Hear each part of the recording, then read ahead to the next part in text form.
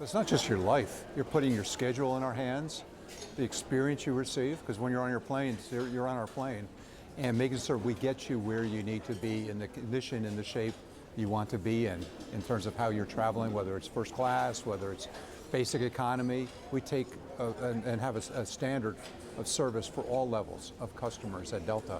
And so as a result of that, you form this relationship, and it extends beyond individual, it's family, it's community, and certainly it's on a larger part for the globe.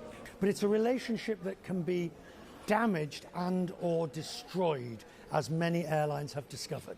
It's far easier to destroy the relationship than to sustain the relationship. That's right. 100 years. It's quite an achievement. I mean, yeah, we can pass the names and we can say we do this, that and the other, but at the end of the day, it's 100 years since a bit of crop dusting over there. You know, you think about it, and we've been going through it all year long. 100 years isn't that long. I mean, I'm getting up there in age. I'm not quite.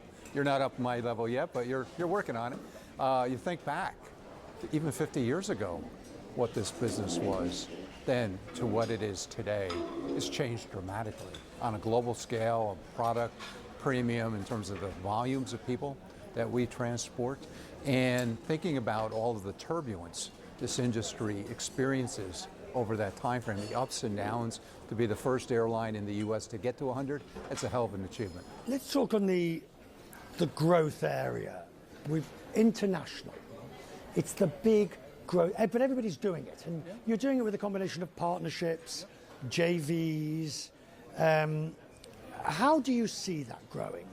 Well, for us, it is the future. The first 100 years, very much for Delta, was about connecting the United States, and we are ubiquitous throughout our country, ubiquitous throughout the major markets of the globe. What we need to do next in our second century is to truly connect the globe. And I've been using this statistic for some time. When you realize only 1 in 5 people in the world have ever stepped foot on an airplane, that tells you where the opportunity is to grow and expand. That's why we're doing it with partners. When you take Delta combined with our partners, we're 3 times the size of just what Delta is. And so that's our focus, and we're going to continue to lean into that heavily for the future. But managing that between where you fly your own metal, where you're going to JV it, where you're going to do an equity investment, what's your strategy? Our strategy at all times with our partners is about how do we grow the pie best, not argue about who gets what size slice. Make certain that you have a larger pie, because if you have a larger pie, everybody is going to win. So it goes back to our earlier conversation about relationship. Relationships also goes to your partners in terms of how you treat them. Right, but you end up with a JV with Air France-KLM. You end up with 49% of Virgin. Which is also a JV. You end up with an equity investment in WestJet, and you start to end up with a patchwork of different relationships where you are the center coordinator in a sense. The reason we do the equities alongside the JVs is because we want to have skin in their game, not just in our game.